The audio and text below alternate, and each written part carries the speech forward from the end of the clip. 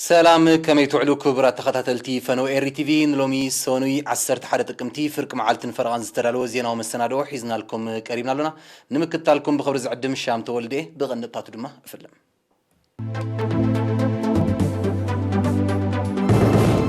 إيرتراويان نبرت حبرات إمارات عربة بهلو كنتات هاجرن زباو معبالتاتن زديو بزوبا دبوب عودة زتم حيال مدبات كلمة فرتي تخيل كوبانيا مقعازي حرات زهب أقلقلت نمعبال ساعتات يكايدال إيران نمتن معبال إيراني ما وشتي حاد عمت بعسرام إيتاويت كم زايلتو أفليتا نيجيريا منتهم زي تنتصل عطوقات بزكاير ومتكعتي عسرا سبات منقسط أستراليا بكتما سيدني عزنعوان السنحة قرهات كوفيد 19 أفوكسو حابريتا كام مينستر تعنا تمالي أب موشبي مأكلات زوباتات مأكلن دوبن بزتقبره ناي لابراتوري مرمراتات سلست زيقاتات بكورونا فيروس ملكافهم ترغاقيس اللهم كابزيوم اتوم كلت أبسمرا حادد ما أب مندفرا زوادبوب توشيوم زتانحيوم ازي كمزيلون كله كورونا فيروس ترخيبو اب هوسبيتال زوبا مأكل تعاقبو كنك قبرلو صنحه ودسان 4 زيقا بموت تفليلهم بز مسرت تقلال قصري بكورونا فيروس زتلخفو زيغاتات كسابلومي 6744 بصحلهم 6669 كابزيوم حاويم زتفانو 43 بموت زتفليو 32 دما جناب هوسبيتالات تعاقبهم زركبيهم مينستر تعنا 10 تقمتي كلتا شحن 21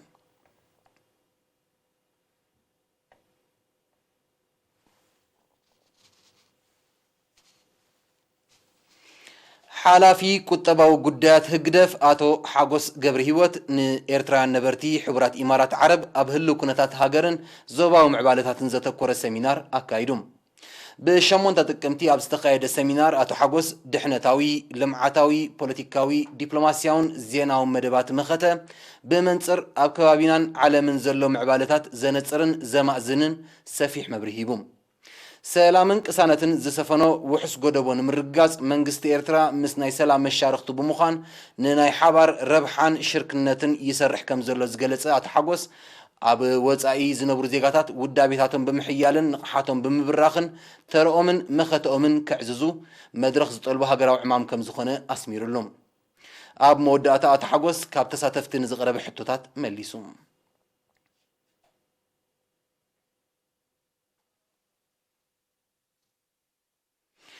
أب زواد دبوب أب محيال مدبات قدمة مرتي كتكبر بزعبا زلو استراتيجيكاوي وطن زملكت عودزته تخايدوم نتي أب من دفراز تخايد عودزته زتخاتله وكيل إيرينا في المنطقة وزدالو وزينا تسبسبالو دانايت قبر هيوت كتقربه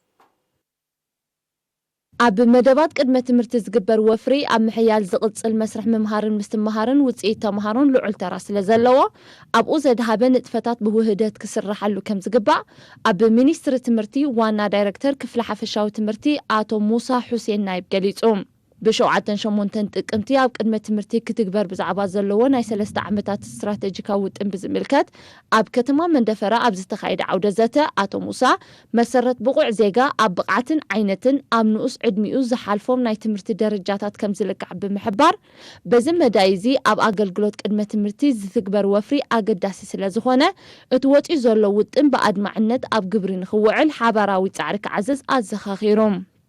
أب مينستر تمرتي حالافي جنفر كاريكلم آتو أبراهام رؤسهم بوغانو زرقحت كالات قدمة تمرتي أبروحو قطرات كم تزدلك باصح زي مخالو بتحادة دروت عغم ممهاران بعينتن بزحن دما بتخالق نأقلقلوت قدمة تمرتي بدهي كم زقبرو بمحبار نمفتحو بزعبا زوسودو زلو سقمتتات مبرهي هيبوم تساتفتي بقدوام مينستر تمرتي مس حبرة السبز الرخبهلو ناي مبهها المدرخ بمفتار نتفتاتو كدنفع بقعتنا قدمة تمرتي ممهران زبرخلون زتابابع علون كنتات كالرقاقات حصرت ممهار كفلتاتن ناوت تمرتن كفتح كمون أكالاون معبال أو سنكل النازل لوهم قلعو عدل تمرتي زرخبلو بايتا كفت أرزبلو رئيتو تاتقريبهم ኣብ ምምሕዳር ዞባ ደቡብ ዋና ዳይሬክተር ክፍሊ ማሕበራዊ ኣገልግሎት ኣቶ ቃልኣብ ተስፋ ስላሰ ኣብ ዝሃቦ መዛዘሚ ቃል እቲ ዓውደ ዘተ ኣብ መንጎ ዝውጥኑን ዝትግብሩን ኣካላት ዝህሉ ምትእስሳር ዘደልድል ስለ ዝኾነ ኣገዳስነቱ ልዑል ምዃኑ ብምጥቃስ ተሳትፎ ህዝቢ ኣብ ምዕዋት ዝተተለሙ መደባት ንምዕዛዝ ክስራሐሉ ተላብዩ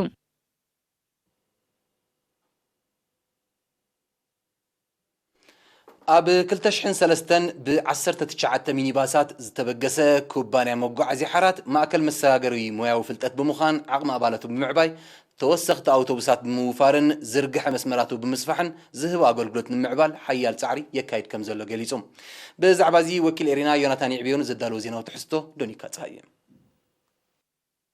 ኩባንያ መጓዓዝያ ሓራት ሞያዊ ዓቕሚ ኣባላቱ ብምዕባይ ተወሰኽቲ ኣውቶቡሳት ብምውፋርን ዝርግሐ መስመራቱ ብምስፋሕን ዝህቡ ኣገልግሎት ንምዕባል ሓያል ጻዕሪ የካይዳሎም መንግስቲ ንምዕባለቱ ኩባንያ ብዝገብሮ ዘሎ ወፍሪ ሎማ ዓመት ቁፅሪ ኣውቶቡሳት ናብ 495 ኪላዊ ዓቕሚ ሰቡ ድማ ናብ 1100 ክብ ምባሉ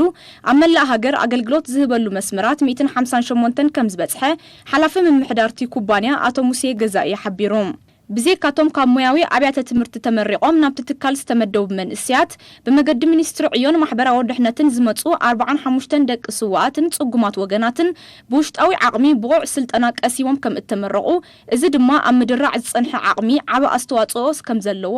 ኣቶ ሙሴ ብተወሳኺ ገሊጾም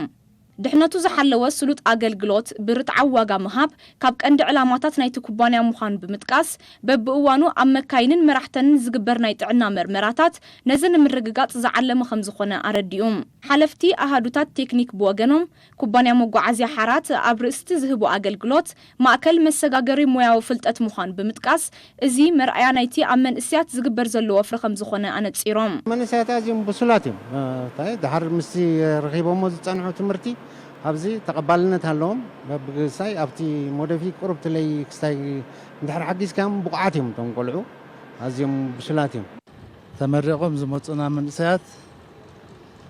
ኣብዚ ከም ብሓድሽ ሞያ ብተግባር እቲ ብትምህርቲ ዝተማሃርዎ ኣብ ተግባር ለዊጦም ዝበለፀ ሞያ ኣብ ምጥራይ ይርከቡ መንእስያት ኣባልቲ ትካል ድማ ነቲ ኣብ ማእከል ሞያዊ ስልጠናታት ሳዋ ዝቐሰምዎ ስልጠና ኣብቲ ትካል ብግብርን ክልሲ ሓሳብን ከም ዘደርዕዎ ብምብራህ ዝሓሸ ኣበርክቶ ክገብሩ ዘለዎም ድልውነት ኣረጋጊጾም ናይ መካኒክ ኣመራ ይነበረንን ኣብ ሳዋ ኣብ ሃሙስ ብምምሃር ኣብዚ መጽኻ ፕራክቲካል ኣብዚ ንፋዓት ዓበይቲ ለው ገዳይም ብዙሕ ዓመት ዝገበሩ እሶም ብዝመሃሩና ተኣሽሙ ንሕና ኸ ሕጂ ኣብ ሞተረ ምዕማርን ኣብ ቆልዑት መምሃርን ከማን በፂሕና ለና ሚኒስትሪ ዕዮን ምህሮም ኢና ካብ 2009 شعوب መጀመርታ ብመሃሙስ ወዳናዮ ጀመርቲ ያ ነራ ብዙሕ ፍልጠ ነበረና ሸውሃ ብዝተቃለን ብዝወሰና ሞያታት ካብቶም ቅድሚና ዝነበሩ ሓለፍቲ ዘራእይና መሰረት ዝሓበርና ብዝመሃርና ካብ ደረጃ ዝበፅሕና ማለት እዩ ኩባንያ መጓዓዝያ ሓራት ኣብ 2003 ብ19 ሚኒባሳት ዝተበገሰ ኣብ ኣገልግሎት ህዝባዊ መጓዓዝያ ዝነጥፍ ሃገራዊ ኩባንያ እዩ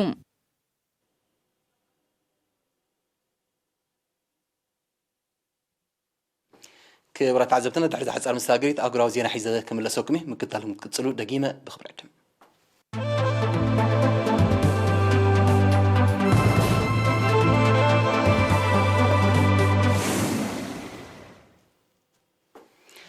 ኢራን ንመጠን ምዕባል ዩራንየም ኣብ ውሽጢ ሓደ ዓመት ብ20 ሚእታዊት ከም ዝዘየደቶ ኣፍሊጣ በዚ ድማ መጠን ምዕባል ዩራንየም ታ ሃገር ናብ ኣስታት 60 ሚእታዊት ክብ ከም ዝበለ ጸብጻባት ሓቢሮም ሰመዝ ኢራን ዕላማት ዝተመዝገበ ገስጋስ ውሕስነት ምንጭ ጸዓት ንምርጋጽ ምዃኑ ኣፍሊጦም ኣለዉ ይኹን እምበር ሃገራት ምዕራብ እቲ ስጉምቲ ኒውክለሳዊ ኣጽዋር ንምስራሕ ምዃኑ ብምሕባር ኣብ ልዕሊ ኢራን ክገብርኦ ንጸንሓ ጸቕጢ ከዛይዳ ምጽንሐን ይጥቀስ بمسارة إيران مسحيالان هجرات زبط سمع متن معبال إيرانيوم كاب أستات 4 مئتاويت كحلف كم زين برو يفلت أبتي سمع زختما حيالان هجرات نتكبروا يتعرى كم زي الوقت توكس إيران معبال إيرانيوم بزل على ملكعو كم تنتفلو كتتنقل صنيحة أمريكا بالعليا كتصدقوا زي صنحت بينه وإجراءات كم زقط تعا تجلس إيران معبال نيوكليساوي مدباتها ملسا جبرناتو 5 خنيا تحبر متفران إيران أمريكان بفلاي كابز حلف قرب عامتات الناخر 5 متى تسبسوات يتعصون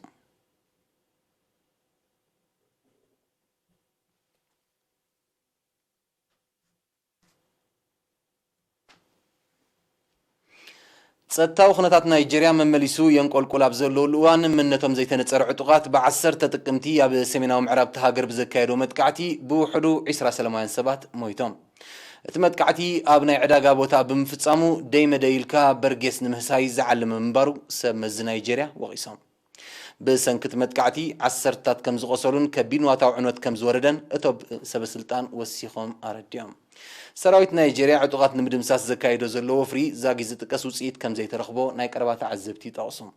ኣብ ናይጄርያ ዝካየድ ዘሎ ተደጋጋሚ መጥቃዕትታትን ጭውያን ንጸጥታዊ ውድቀት ናይታ ምዕራብ ኣፍሪቃዊት ሃገር ዘመልክት ምዃኑ ምስ ዞባ ምዕራብ ኣፍሪቃ ቅርበት ዘሎ ሙግናት ይሕብሩ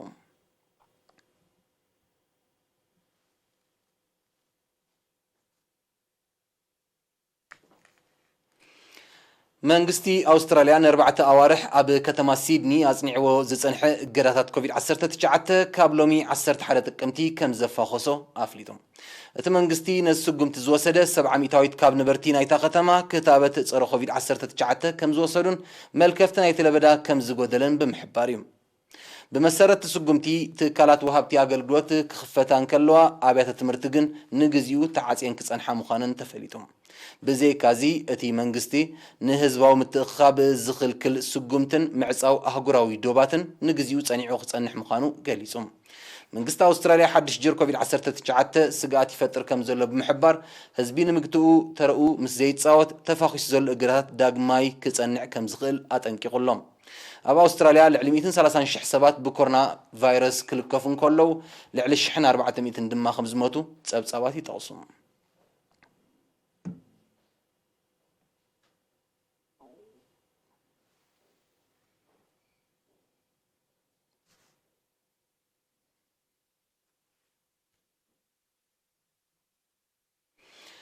ኣሜሪካ ኣብ ውሽጣዊ ጉዳያት ኣፍጋኒስታን ምትእታው ክትገብር ከም ዘየፍቅድ ጣሊባን ሓቢሩ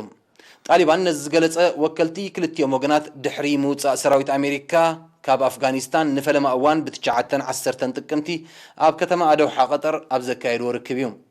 ጉዳይ ኣፍጋኒስታን ንህዝቢ ኣፍጋኒስታን ጥራይ ከም ዝምልከት ዝሓበረ ጣሊባን ኣብ ውሽጣዊ ጉዳያት ሃገሩ ዝግበር ምትእታው ምላሽ ከም ዝህበሉ ኣጠንቂቑሎም ኣብዚ ድሕሪ ምስሓብ ኣሜሪካ ካብ ኣፍጋኒስታን ናይ ፈለማ ዝኾነ ርክብ ጉዳይ ፊናንስያዊ ደገፍ ንኣፍጋኒስታን ከም ኣጀንዳ ከም እተላዕለ ተገሊጹ ይኹን እምበር ብዛዕባ እቲ ኣጀንዳ ንዝተበፅሐ ስምዕ ዝገልጽ ሓበሬታ ዛጊት የለን ካብ መፋርቕ ዝሓለፈ ወርሒ ነሓሰ ንኣፍጋኒስታን ዘመሓድር ዘሎ ጣሊባን ዛጊት ከም መንግስቲ ኣፍልጦ እኳ እንተዘይረኸበ ብርክት ዝበለ ሃገራት ንዲፕሎማስያዊ ዘተ ይዕድምኡ ከም ዘለዋ ግን ይጥቀስ ሩስያን ቱርክን ምስ ጣሊባን ክዘራረባ ቁርባት ከም ዘለዎን ኣብ ዝሓለፈ ቀረባ ግዜ ምግላጽን ዝዝከር እዩ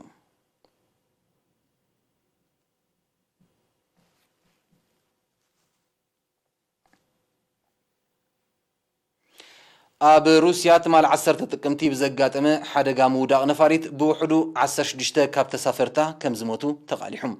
እታ 22 ሰባት ኣሳፊራ ዝነበረት ነፋሪት ኣብ ኣውራጃ ታታሪስታን ኣብ ውሽጣዊ በራን ከላ ዛጊት ጠንቁ ብዘይተፈልጠ ምኽንያት ወዲቓ ከም እተሓምሸሸት ሰብ መዚ ሲቪል ኣቪዬሽን ሩስያ ኣፍሊጦም ኣለዉ ጠንቅቲ ሓደጋ ንምልላይ ምርመራ ይካየድ ከም ዘሎ እቶም ሰበስልጣን ሓቢሮም ኣብ ሩስያ ብዘጋጥም ተደጋጋሚ ሓደጋታት ምውዳቕ ነፈርቲ ሰብኣዊ ክሳራታት ክወርድ ምጽንሑ ዝጠቕሱ ጸብጻባት ኣብ ዝሓለፈ ወርሓት ሓምለን መስከረምን ብዝተኸስተ ክልተ ሓደጋታት ብጠቕላላ 34 ሰባት ከም ዝሞቱ የረድኡ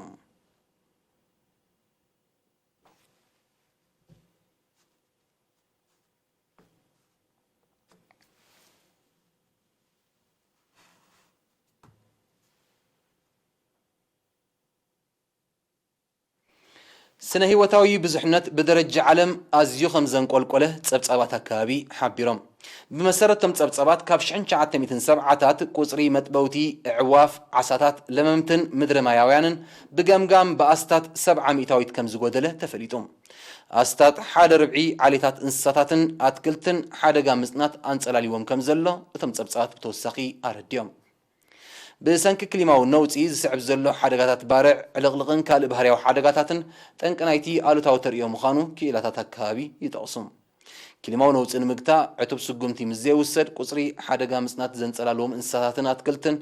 ኣብ ዝመጽእ ቀረባ ግዜ ብዕጽፊ ክውስኽ ከም ዝኽእል እቶም ክኢላታት ኣጠንቂቖም ኣለዉ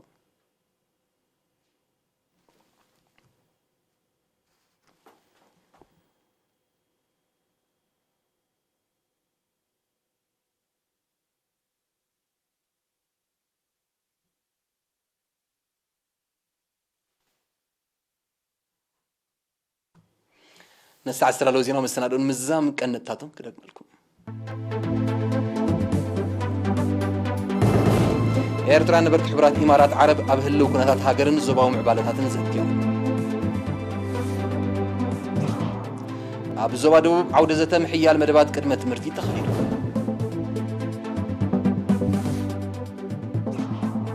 ኩባንያ መጓዓዝያ ሓራት ዝህቡ ኣገልግሎት ንምዕባል ጻዕርታት የካይዳሉ ኢራን ንመጠን ምዕባል ዩራኒየም ኣብ ውሽጢ 1 ዓመት ብ20 ሚእታዊት ከም ዝዛየደቶ ኣፍሪቃ ኣብ ናይጄርያ መንነቶም ዘይተነጸሩ ዕጡቃት ብዘካየዶ መጥቃዕቲ 27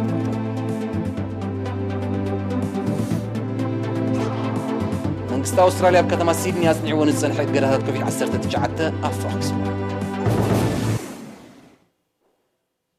ንሎም ሶኒ 11 ጥቅምቲ ዝተዳለወ ዜናዊ መሰናዶ ኣብዛዚሙሎ ዝቕጽል መደባት ኤሪቲቪ ክትከታተሉ ብኽብሪ ዕድም ብሩኽ መዓልቲ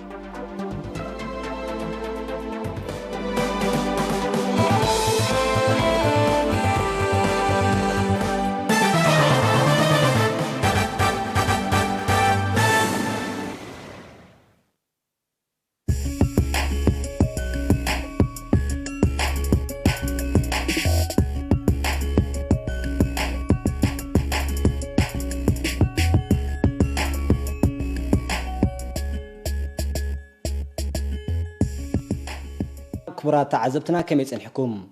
ጋዜጠኛ ኤፍሬም መኮነን ዘዳለዎ ዜና ስፖርት ሒዘልኩም ቀሪበ ዘለኹ ናትናኤል ዘሚካኤል ምክትታልኩም ድማ ብኽብሪ ዕድም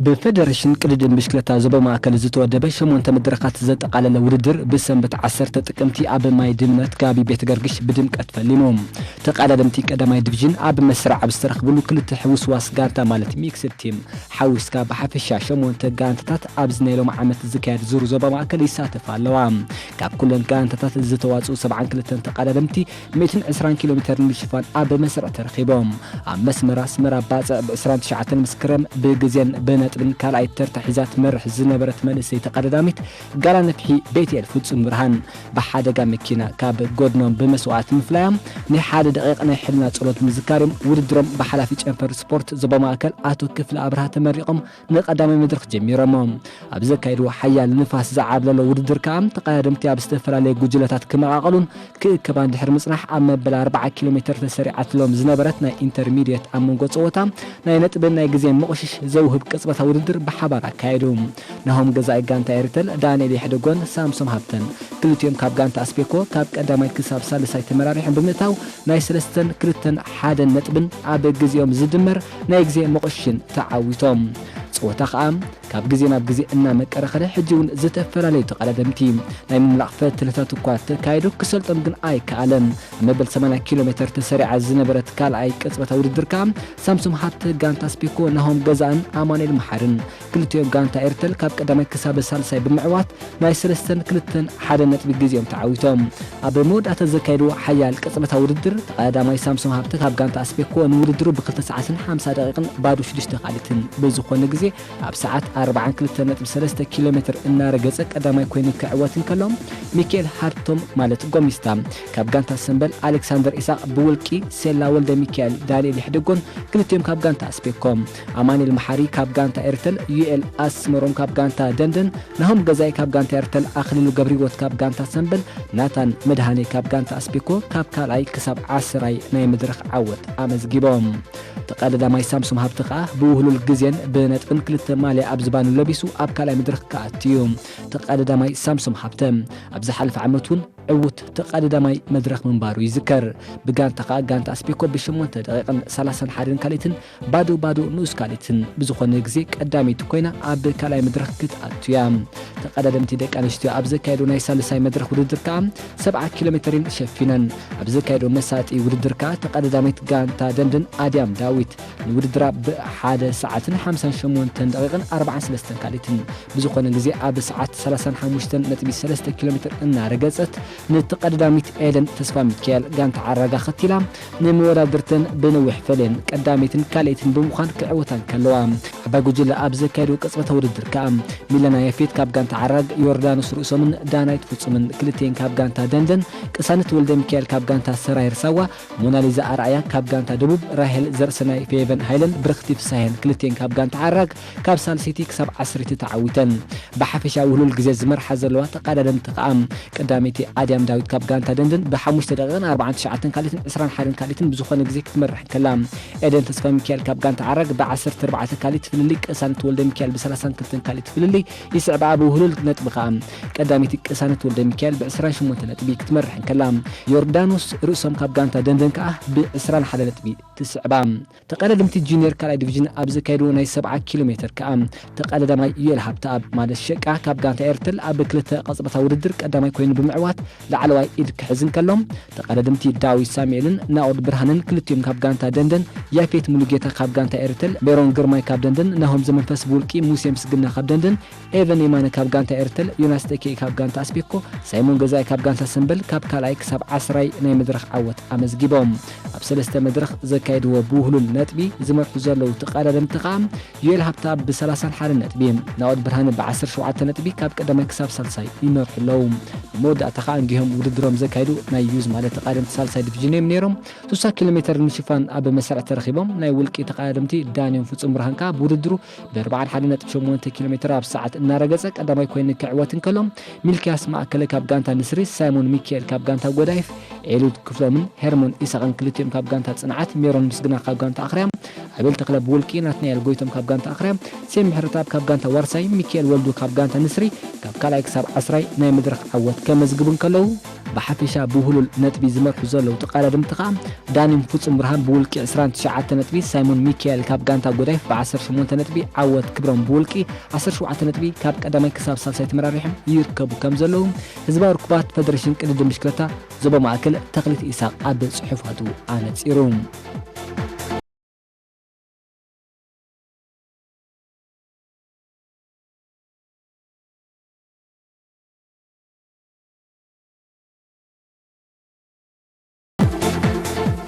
ፌደሬሽን ኩዕሶ ሰኪዔት ዞባ ባረንቱ ብቕዓት ተጻወቲ ምፍታሽን ውህደት ምፍጣርን ኣብ ክልተ ጋንታታት መዲበን ካብ 26 ክሳብ 29 ኣብ ከተማ ባረንቱ ግጥማት ንምክያድ እዚ ድማ ኣብቲ ዞባ ብደረጃ ንዝካየድ ውድድራት ዝሳተፉ ተጻወትን ጋንታታትን ምምራጽ ከም ዝዓለመ ሓላፊ ፌደሬሽን ኩዕሶ ሰኪዔት ዞባ ባረንቱ መንእሰይ ዳንኤል እስጢፋኖስ ኣረዲኡ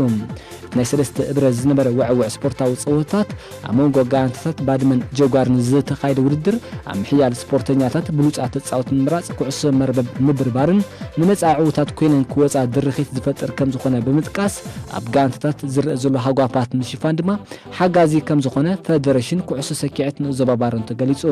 ኣብ ናይ ቀዳማይ ጅሮን ዝነበረ ግጥማት ጋንታ ባድመ ብ56 ነጥቢ ከተመዝግብን ከላ ጋንታ ጀጓር ድማ ብ46 ነጥቢ ተፈላለየን ኣብ ካልእ ጅሮን ከዓ ጋንታ ጀጓር ንጋንታ ባድመ ብምርታዕ 66 ብ53 ኮይነን ግጥመን ፈጺመን ኣብ መወዳእታ ናይ መፈላለዪ ዝተኻየደ ግጥማት ከዓ ባድመ 60 ነጥቢ ከተመዝግብን ከላ